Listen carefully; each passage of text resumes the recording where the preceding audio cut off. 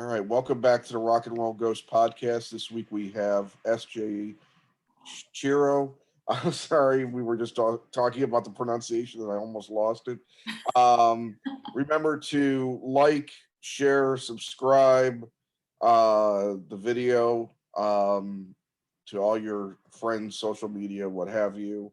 SJ is the director of the new film East of the Mountains, starring Tom Skerritt and Mira Sorvino. How are you doing today, SJ? Doing great. How are you doing? I am doing well. I appreciate that. Good. Well, let's talk a little bit about East of the Mountains. Yeah, I'd love to.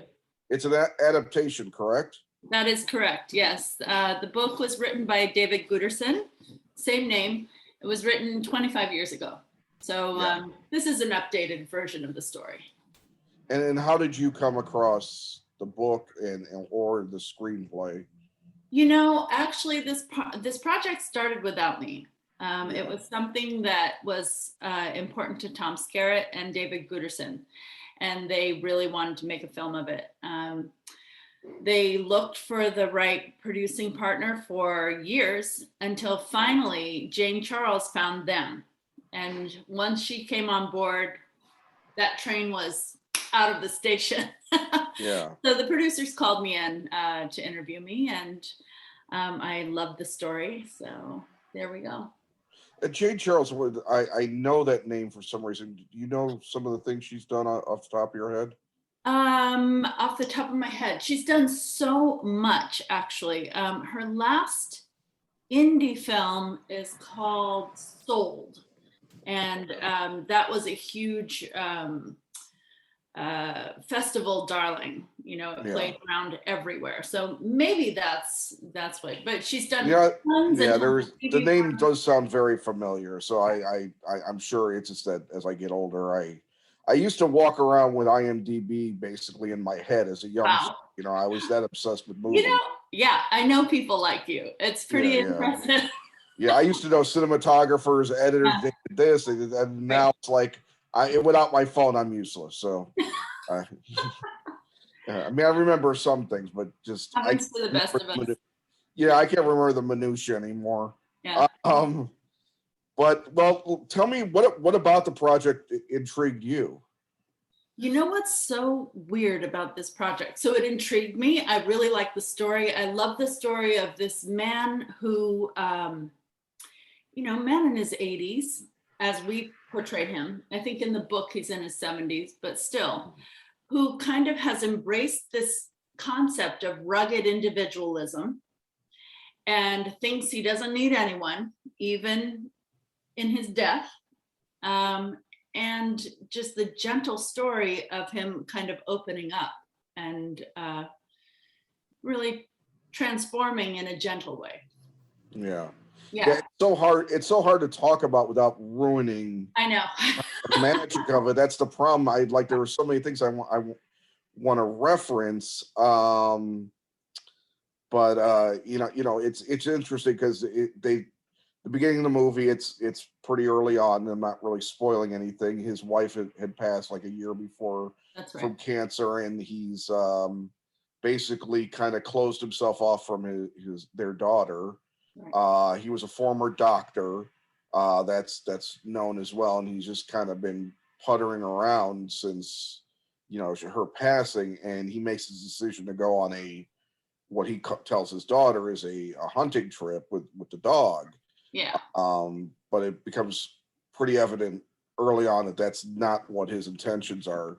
And through a series of misfortunes, not comical in any way, but just misfortunes that, just these are the way things go. His decision gets changed dramatically by circumstance and by other people's kindness in a lot of ways too. Yeah, and it takes time. It's not just something like, wow, that person was nice to me, I'm a different person. It's not that at all.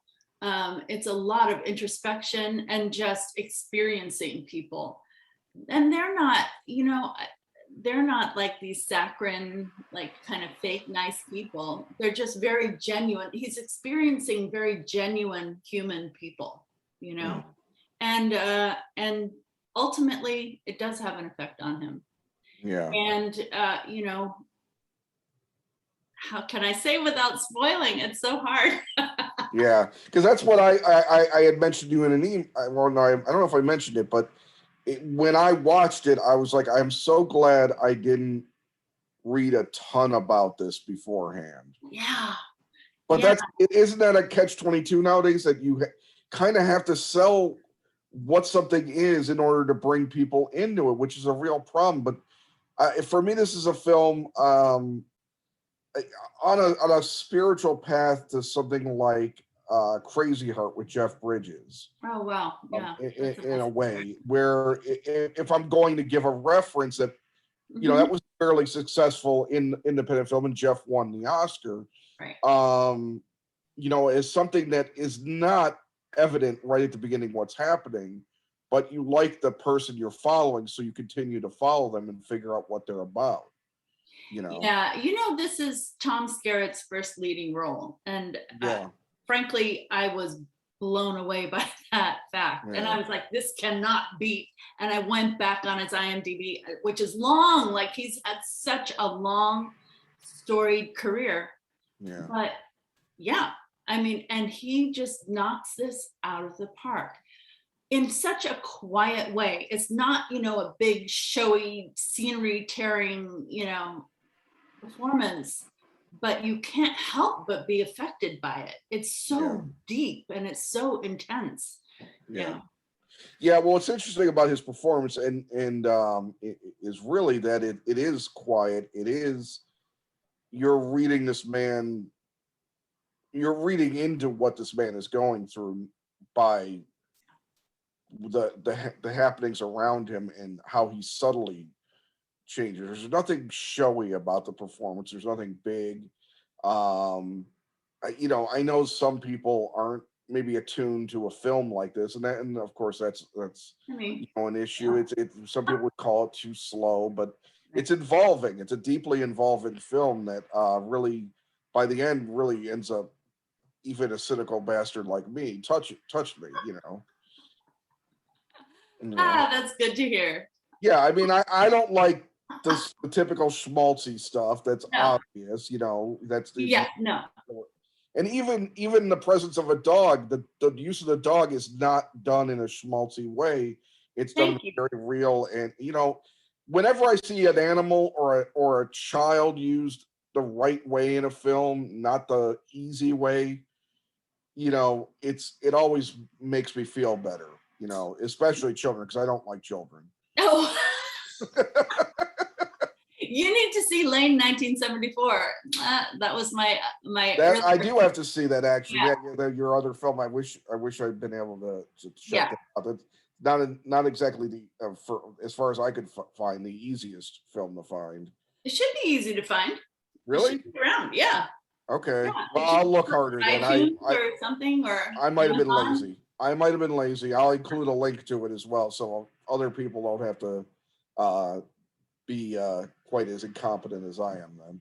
Well, but I really appreciate your comment, because for me also, I can't stand sentimentality. I can't stand that kind of saccharine, you know, and as you said, like, this kind of film could fall into that, like, well, the use of the dog could be really precious, and, you know, or you know, just, I don't know. There are many ways. It's a handling of the overall tone that it's you're not rushing to get to anywhere. You're not moving things along unwarranted. You're taking your time. You're easing people in.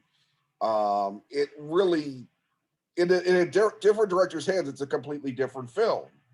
Quite honestly, you know, any number of people could take a different stance on this film, make it bigger. I mean, hell, you could spend more time in the mountains, for God's sake, probably, and it become like The Revenant, you know. Right. You know, it's so funny that you say that, because I studied The Revenant for this film. You know, I mean, because I knew that we were going to be outside and dealing with the elements a lot, you know. Yeah. So, but that is probably that and The Gray are probably my two favorite wilderness films, I think. The Revenant is a particularly interesting one because I had not liked that man's other films. In fact, really? But I always say it, if I have I have very strong reactions against like Babel and Birdman. I have a very strong negative reaction against Wolf of Wall Street. But these are all I realize that they're all very top-notch directors. So while I may not like those films, yeah, I like the fact that they invoked a passion in me to not like it as well, because I can tell something's going on. I just personally don't connect to it, you know. So, but The Revenant, on the other hand, I was like, I'm not going to go see this in the movie. I didn't like the other guy's movies, and I caught it on video. That's and so I was funny. like, damn it, I should have caught it in the theater because it is brilliant. Yeah, I mean, a film like that in the theater is the best. I mean, it's just so enormous, and the landscape is so enormous. And I have to say, Sebastian Scandiuzzi was my DP, and we had planned this to be a theatrical release. We had planned it for people to see it in the theater, and it's shot cinematically, you know. But I think it also still works. It works perfectly. And I'll be honest, perfectly honest. I watch things on a variety of ways. I watched it on my phone. Oh, and wow! I thought it was amazing. And you got it. Wow, I'm actually happy to hear that. No, because I think some things just work. They work no matter what modem you see them on. If they don't work, they're not going to work. But they may be heightened in a theater. Sure. But it may not. Like if you end up watching it again 10 years later on TV, maybe it's like, why did I think so much of that? Yeah. And maybe sometimes the theater sometimes tricks you into liking something. That's true. That is true. I watched Pulp Fiction for the first time in forever, and I'd seen that movie like 50 times, since it came out. Yeah. And I watched it on my phone, and I was like, immediately brought back to the immediacy of that film. So sometimes you change the medium up and things kind of become different. But right. With regards to the theater experience, it's a weird time because right now, even though people are going back to the theaters, there are successful films out. Dramatic films are kind of getting lost in the shuffle. Ordinarily in a year like in a typical year, something like Paul Schrader's The Card Counter or whatever would be picking up steam and going along. Instead, they kind of puttered out, and the Marvel or the the Bond film, which they're great films. They're attracting mostly younger people because older people are still a little averse to going. Which is unfortunate because I sit there and I had a conversation with Joe Carnahan, the guy that did The Gray, recently, and I said I was kind of worried, because his film didn't do exactly that great at the box office. I said, well, it's kind of an older skewing film, and I said I worried about like Ridley Scott's next two films. Really, he's got two coming out, and they're very adult skewing now. In an ordinary world, like big. Leads and Oscar contenders would probably get a lot of, people coming in, but it just seems like, the older crowd just is not coming in right now. So, in a long-winded way of saying it, video is your best option, honestly. Yeah. Oh yeah, of course. I mean, and even though we had shot this film cinematically, we know that everything is mostly going to be seen at home. Right. That's the way that is, even in the best world, right. Even in a healthy world. Like, right. Well, that's the reality. That's where everything ends up. Yeah. Occasionally something gets a revival, but not often, Yeah. And speaking of Tom Skerritt, I got to see Alien a couple years ago on the big screen for Halloween. They were coming, they re-released it, and that was a treat. Right. And there's a film where ostensibly he is the lead, but not really. Yeah, not really. Yeah. But what was the process of the film like? How long did it take to shoot? What were some of the, I guess, best and high and low moments? Okay. Well, yeah, we had 21 days for principal photography out in Eastern Washington. It was all shot on location. And we had 3 days of kind of pre-shooting because we were shooting in springtime for fall. So, I mean, the story had to take place in the fall. And believe me, I was looking for any way that we could make the story believable in spring, but you can't because nobody hunts in spring. It's just, it has to be a fall story. So we went out for 3 days and shot basic fall color, the fall of 2018, I think. Yes, the fall of 2018. And then we came back spring of 2019 and shot out the whole film. And then we had a couple of pickup days after that. But yeah, the colorist really worked some magic. And, you know, Jane Charles knew the colorist personally, and we were sending, you know, kept sending things like, could you do this? Could you do this? And he was always like, yeah, no problem. I mean, colorists these days really have a lot going on. Yeah. So, yeah. What about some of the high and low moments?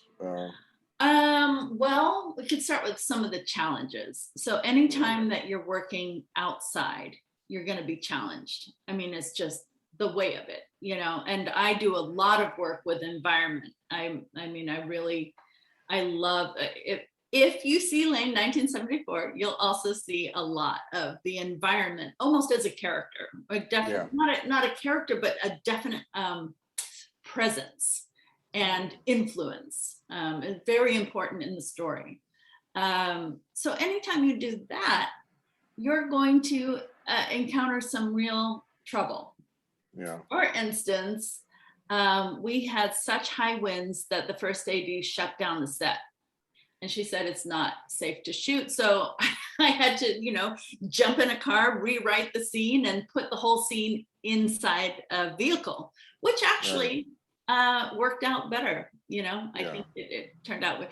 So these are just the challenges that you're presented with that, like, as a director, you need to be ready to roll. You know, you need to be ready to like pivot and find solutions very quickly. So there was that. It was so hot one of the days that Tom Skerritt, you know, started to get overheated, and everybody was really hot, but he had to stay in his costume, right? Everybody else could strip down. So the costume designer cut all the sleeves out of his costume except for his coat, you know, just to cool him off. And, you know, we had to have ice and tent, and, you know, it was blazing hot. And then it was colder than I've ever been. So, you know, out there at 4:00 in the morning in a rock quarry, you know, I mean, and Tom Skerritt, this is not a spoiler, Tom Skerritt is lying down on rocks for hours, you know, and we're like, oh, let's get a blanket, let's, you know, and he was like, I'm fine, you know, he was a tough guy. He was pretty incredible. He was just like really physically, I mean, he was 85 years old when we were shooting, you know? Wow, I had no idea. I know, you wouldn't know. I had no idea I had no idea he was at that age then. I thought he was maybe late 70s or something. I know. That's how he comes off. But so that was bitter cold. And you know, then we had let me say a fight scene. I don't want to give it away. You know, brutal cold, and the sun is starting to come up, and, you know, we're figuring things out. And so, you know, when you're outdoors, you're just going to experience all different kinds of things. There was one gust so furious, it literally blew him over. And we ran out, and he was like, oh, you know, back to one, let's go again, you know. Well, I can imagine. I've been out in wind sometimes, and wind has nearly knocked me over, and I gotta say I'm a lot more. I weigh a lot more than Mr. Skerritt does. Well, you're in the Windy City, right? Yeah. Sometimes it can get bad, but still, I'm just saying that if you know, it's not surprising, honestly. Like, you know, wind can knock me over. It can knock over pretty much anything. Absolutely. I mean, the nature is very powerful. You know, very powerful. So, and very difficult to control. So what was the process? Well, I want to ask you another question, and I apologize because I had her name and I completely blanked out. The woman. I bet you're talking about Annie Gonzalez. Yes.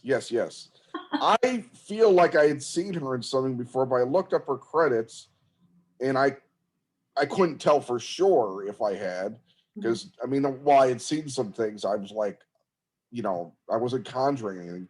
She was quite a revelation in the film, and I would really love to see her in more things because she was just amazing. Yeah.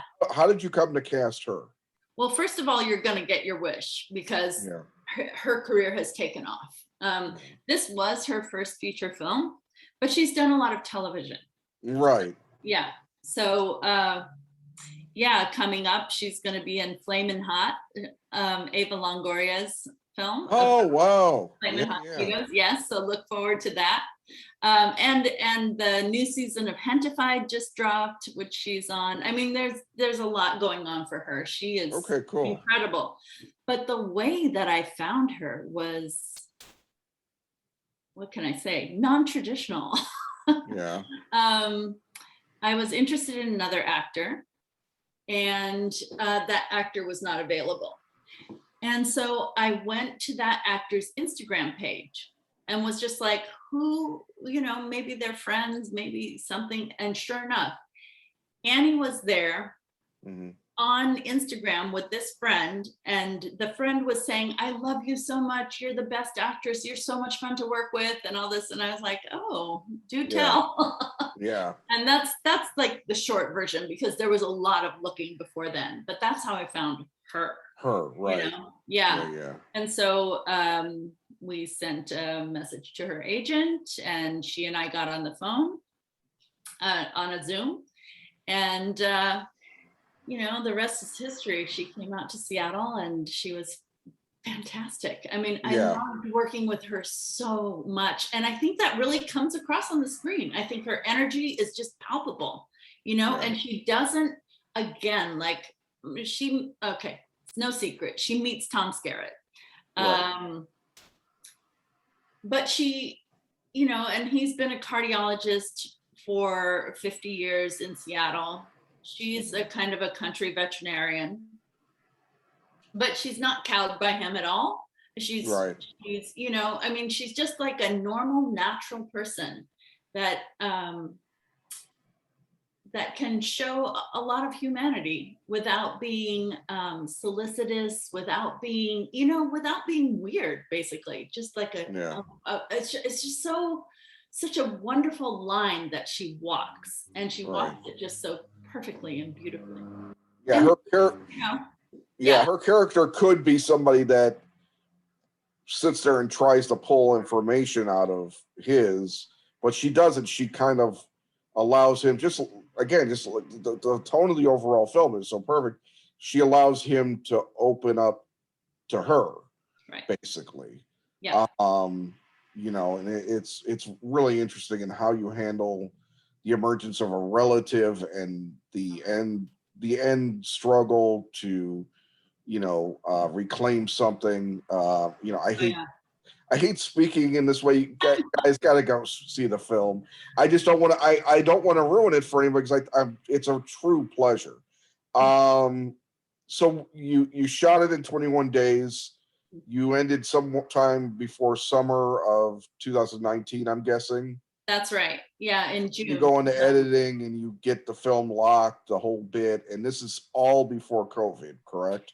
Yes, we locked the film before COVID. We locked the film January 2020. Yeah. We did all the ADR March 13th, I think.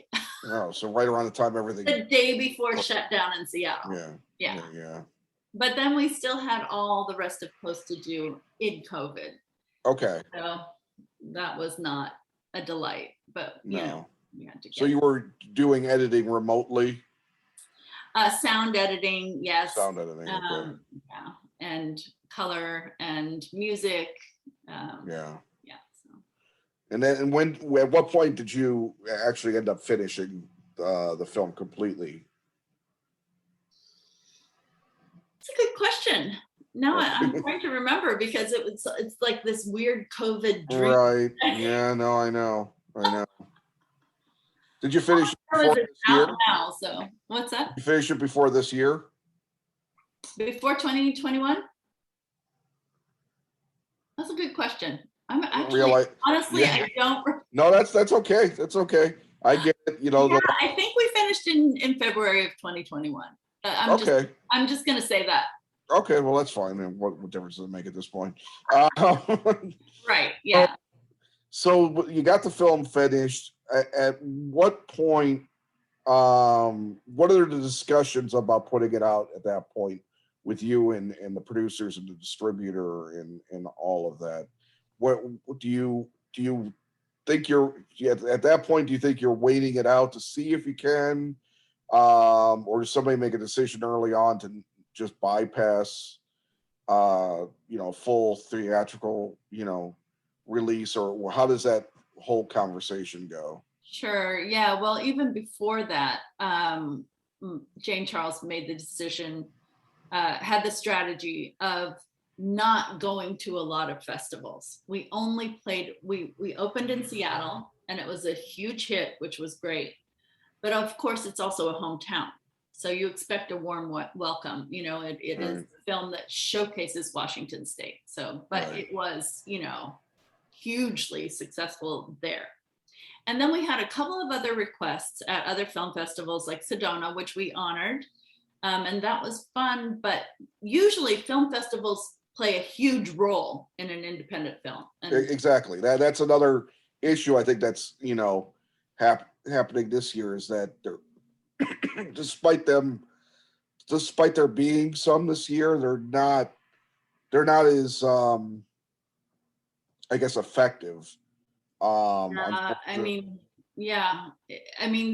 might maybe for other films, but for us it just didn't make that much sense. Everything seemed to be online, and her goal was to get it to a distributor quickly. And so we went with Quiver, and Quiver has been amazing, and I really appreciate their strategy. We did a day and date release, and it's a slow rollout for the theatrical, but available everywhere online. We've loved working with them. So basically the film is opening up in certain theaters as time has gone on.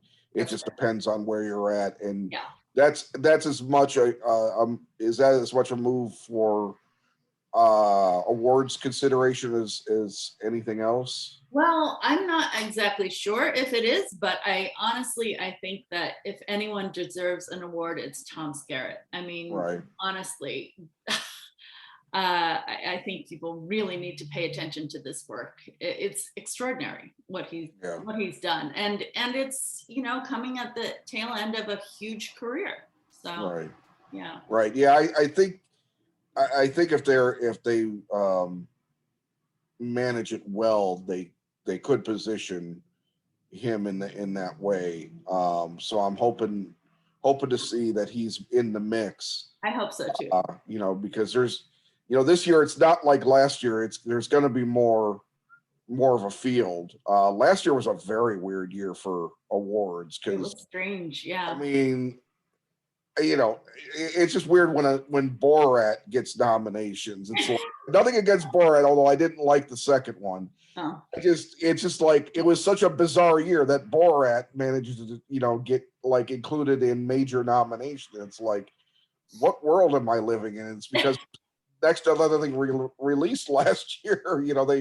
The pickings them. It was such a bizarre year in terms of how people. A lot of films were really held back. Or if there wasn't, and what was put out there just wasn't much put out, so they had to change. Everybody had to change their rules on what was accepted and what wasn't accepted because movie going wasn't what it was last year. Although I must say I loved Nomadland, and I was very. I haven't seen that one, but I know that's one that no matter how things would have gone, I sense that one would have been definitely in the mix no matter what. And Oh, yeah. I haven't seen any of Chloe Zhao's films, but highly recommend. I And know that the writer yeah. is so good. Oh, Yeah, wow. I know. I've heard a lot of good things. The first one I'll end up seeing is the big Marvel movie she's got coming up. Sure, That's and so funny. I'll have to go backwards. But I've heard nothing but great things about her. So I just have to find time to start watching certain things. And I get a little more picky as I get older. With when I do have time, it's like sometimes I'll watch the same thing I've seen. I'll watch The Godfather again, for the 100th time. Well, I mean, that's almost like comfort food. That's exactly it. The Godfather films are my comfort food, which is a weird thing to say, I suppose, but it's true. Well, what else? What else can Can you talk a little bit about what led you to directing? I mean, what have you been? What has your career consisted of before getting into feature films? Yeah, well, I come from an acting background. Yeah. So there we go. That was, that was my life for a really long time. And theater also. I worked for years in what they call fringe theater, independent theater, which is very, very creative and how can I say, interpersonal. Like there's so many interpersonal relationships and like building this community and like all this stuff. Yeah. So that when I turned to film, well, the reason that I turned to film was because I love film, first of all. And, my dad taught at Sonoma State University. He used to take me when I was a little girl to see the films at the university. So it's all like these art films. And so I really kind of got the language of film at a very young age. Yeah. And then in college, I spent some time in Paris because my major was French Lit and theater. So really? I spent half a year, or I spent 9 months actually in Paris. And Paris can be a pretty cold city, it's not that in what way? To make friends, they're being people.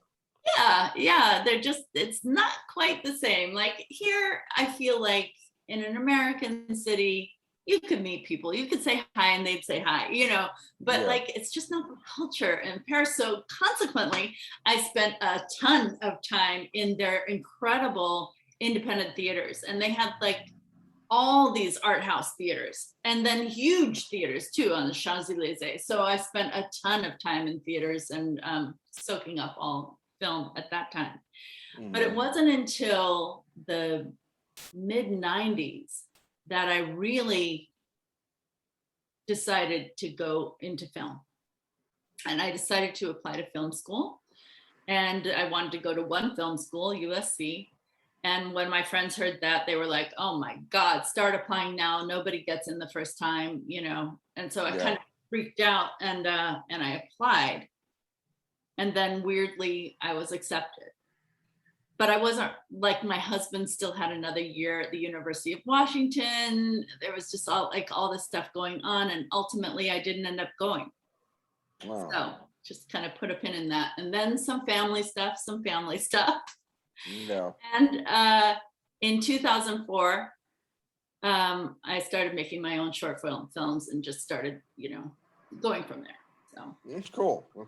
And then here you are. I mean, yeah, making that work that you built up with shorts and then your previous film really led to something pretty extraordinary. I was very lucky that Lane 1974 went to South by Southwest and got some buzz, and that stars Sophia Mitri Schloss, and she was 12 years old at the time. She's just like a little genius. And I know that you don't like children, but I'm telling you.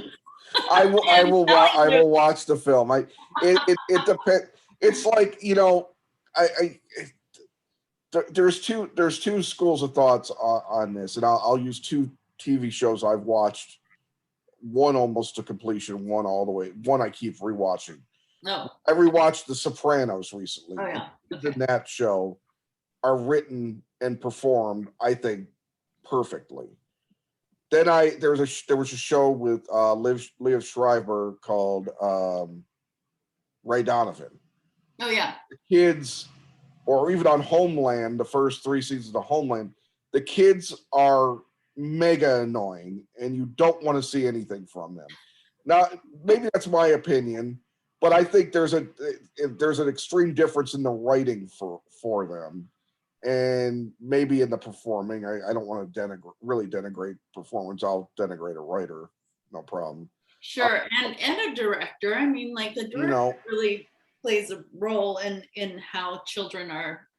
Yeah. You know, it's a crapshoot with kids for me. It's like, and if I end up liking a movie with kids in it, then that's a huge, to me, like I said, that's a huge thing, because it's not easy for me to deal. I didn't like kids much when I was a kid, so. I hear you. I mean, we so frequently see kids just the way I understand what you're talking about. Yeah, there's a little bit more subtlety to what I'm saying, when I don't just see a kid and instantly vomit or anything. No. I just but, I mean, it's just the way, and to be fair, kids have to have very short hours. They have to have teachers on set. There's a lot. They're young, and so they're not exactly necessarily always trained professionals. They're not going to get a Hannah Grace Moretz or somebody that's like, or Jodie Foster, when she was a kid, like somebody that's just naturally gifted enough to be perfect right away. Yeah. I think of the little girl in Once Upon a Time in Hollywood, the Tarantino movie, and how, like, out of the moon, like, she was playing the same character. She was playing a character on the show in the movie the same way that she performed on screen, which was, I don't know, it's like there's levels there that I can't really think about, quite honestly. Yeah, she was great. But there are people that I look at as kids, I'm like, that kid's going to be huge, and it's like that's always a great thing. Well, I don't want to take up too much more of your time, but I did want to. Sorry, since you mentioned Ray Donovan, Catherine Menig, right? And she plays his secretary, or not secretary, but like assistant. Oh, with Stephen Bauer. Her character starts with an L. Okay, I never should have brought this up. Anyway, she plays the mother in late 1974, so you will recognize. Hold on. We're gonna do a quick IMDb search.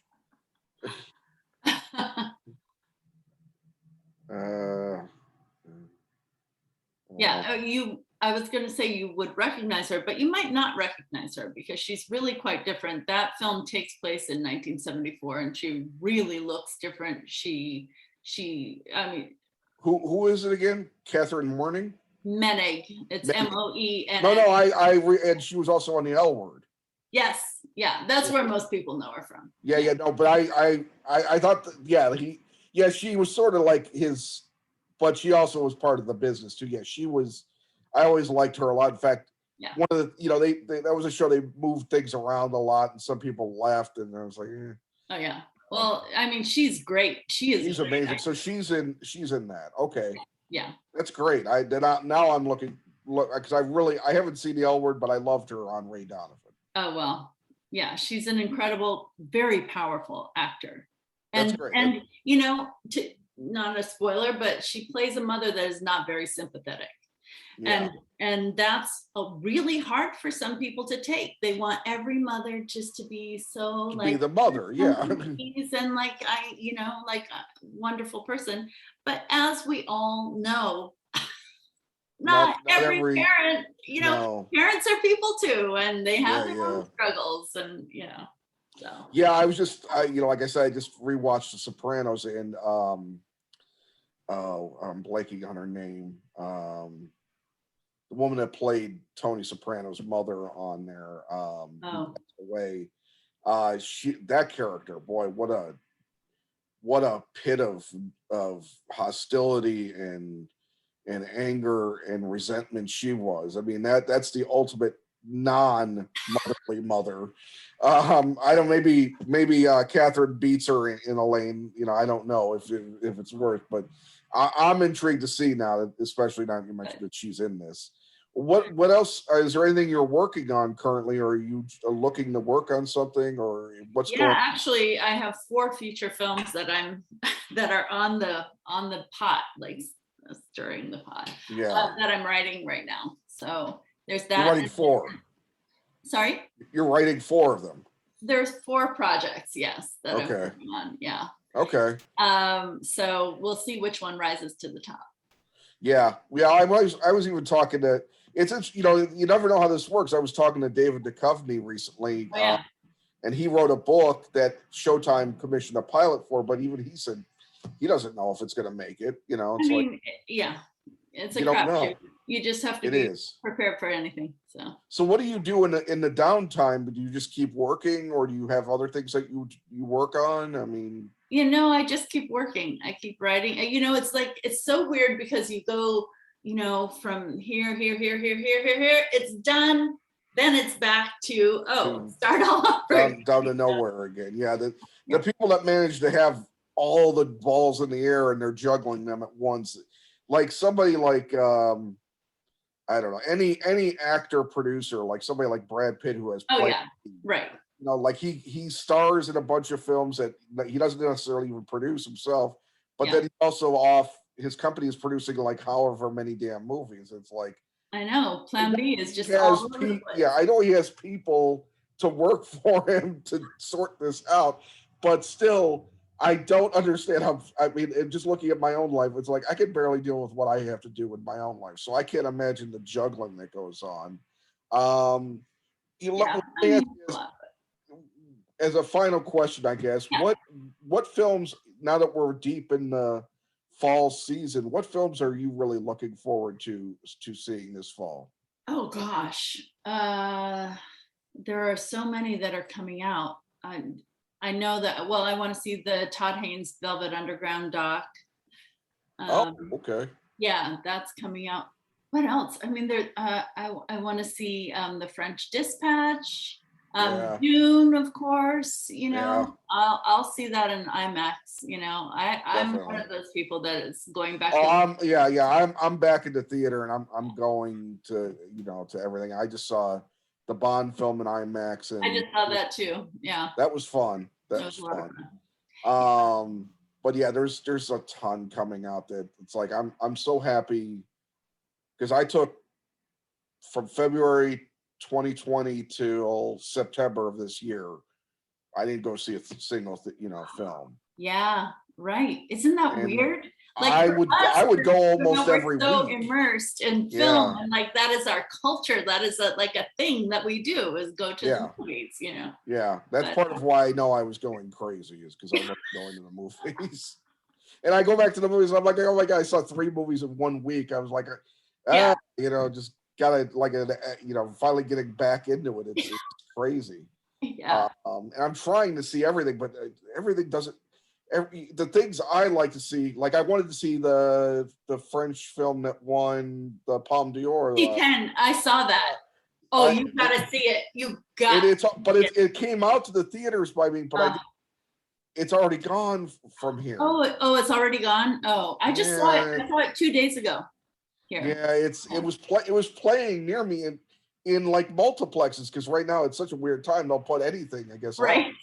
But I guess that's a very polarizing film. Like, I know that's one because I knew it was going to be one that was potentially going to throw me one way or another. I knew that. Yeah. Everything I'd read about it, I was like, I know this film's going to just do something to me, and which I appreciate that. I'd rather be shook up. I'd rather be offended, honestly, than be, it was okay. Yeah. You know. Right. I hate it was okay. Yeah. Yeah. No, that's something a filmmaker never wants to hear. Yeah. I know some people just like, it's okay to watch, but Me, I need more than that. So yeah, for sure. And this will definitely give you more than that. Yeah. I promise you. And Yeah. okay, go ahead. No, well, go ahead. It just was announced that it's going to be the French submission for the Oscar. Right. Yeah. So I might still have a chance to see. I'll kind of widen my search, but I live right near the Indiana border outside of Chicago, and it was playing in Indiana. I was like, oh my God, can't believe I don't want to say the wrong word, but I can't believe Indianans actually might go see this, and that might be why it's not playing there anymore. But well, let me wrap up by saying a film you need to see is East of the Mountains. Absolutely. Starring Tom Skerritt, directed by S.J. Chiro. And it's an amazing film. You could get it, Vudu, Apple, Amazon, wherever. Redbox, iTunes. Redbox. You could probably get it off of like your cable. Your cable, yes, absolutely. It's very easy to find. And I really do hope that everybody sees it, if only for Tom's performance. But there's a lot more, as you mentioned. Mira Sorvino and Annie Gonzalez and so many other things. I mean, there's a lot to see, but Tom's performance is really. It's really one of those truly special films that seemingly come out of nowhere. And if I think you guys were written up in the Hollywood Reporter, maybe. We were, and the New York Times. I mean, it was probably Hollywood Reporter where I saw it, because I read the Times too, but I didn't see that. I know for sure. Mm-hmm. And if I'm not out constantly scouring for, I'm constantly scouring for new stuff that's coming out or whatever to talk to people, and I know we had a lengthy in between starting to talk about doing this interview, so I appreciate you putting the time in and taking the time today to talk. It was truly a pleasure.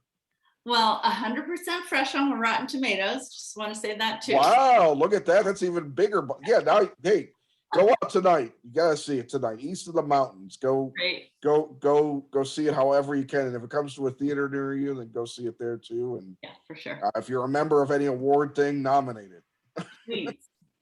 Please. I think I'm begging you.